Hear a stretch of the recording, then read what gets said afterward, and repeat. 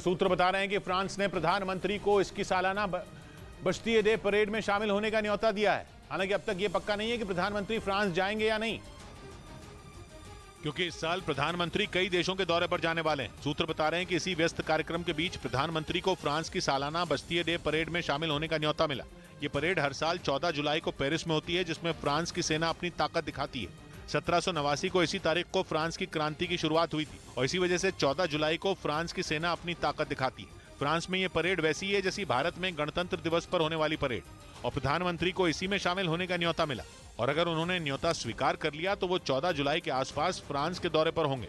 और उनके व्यस्त कार्यक्रमों में एक और कार्यक्रम जुड़ जाएगा, क्योंकि मई में प्रधानमंत्री जापान जाने वाले हैं, जहां उनकी और जापान के पीएम फुमियो किशिदा की मुलाकात होगी। जिसके बाद जून में वो ऑस्ट्रेलिया जाने वाले हैं, जहां वो क्वाड समिट में शामिल होंगे। और सूत्र बता रहे हैं कि जुलाई में प्रधानमंत्री को फ्रांस से न्योता मिला है। पीएम को यह न्योता ऐसे समय में मिला है जब फ्रांस के राष्ट्रपति मैक्रों का भारत दौरा रद्द हुआ, जिसकी वजह फ्रांस में चल रहे विरोध को माना जा रहा है। मैक्रों के भारत दौरे की घोषणा पिछले साल अक्टूबर में ही हो गई थी।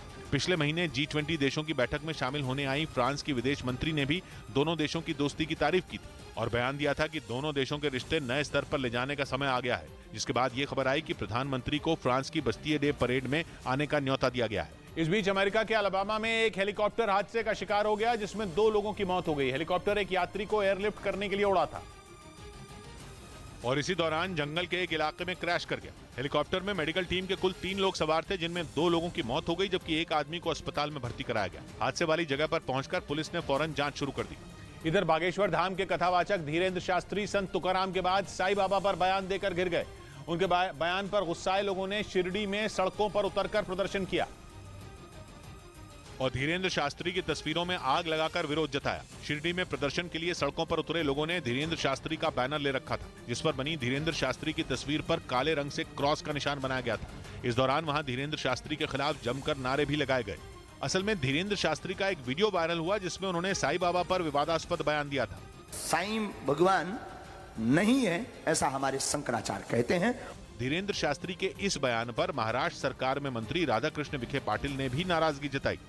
महाराज के खिलाफ कार्रवाई करने की आवश्यकता है। इससे पहले धीरेन्द्र शास्त्री संत तुकाराम पर भी विवादास्पद टिप्पणी कर चुके हैं, जिस पर उन्हें सफाई भी देनी पड़ी थी। उधर मध्य प्रदेश के इंदौर में बलेश्वर झूलेलाल मंदिर परिसर में अवैध कब्जे को हटाया गया। पिछले हफ्ते इस मंदिर में बावड़ी गिरने से 36 लोगों की मौत हो गई थी, जिसके बाद प्रशासन ने कार्रवाई करते हुए बलेश्वर झूलेलाल मंदिर परिसर में अवैध कब्जे को बुलडोजर से ध्वस्त कर दिया। उसके ऊपर कंस्ट्रक्शन बना हुआ था जो प्रॉपर विधि अनुसार नहीं था, उस पूरे कंस्ट्रक्शन को हटा दिया गया है। इस कार्रवाई के दौरान वहां प्रशासन के बड़े अधिकारी और पुलिस के जवान मौजूद रहे, ताकि किसी तरह का कोई बवाल होने पर उसे वक्त रहते संभाला जा सके। इस बीच रूस की धमकियों की परवाह किए बिना नेटो के सदस्य देश पोलैंड ने अपनी ताकत दिखाई। वहां के सैनिकों ने हाल ही में दक्षिण कोरिया से मिले टैंकों और तोपों के साथ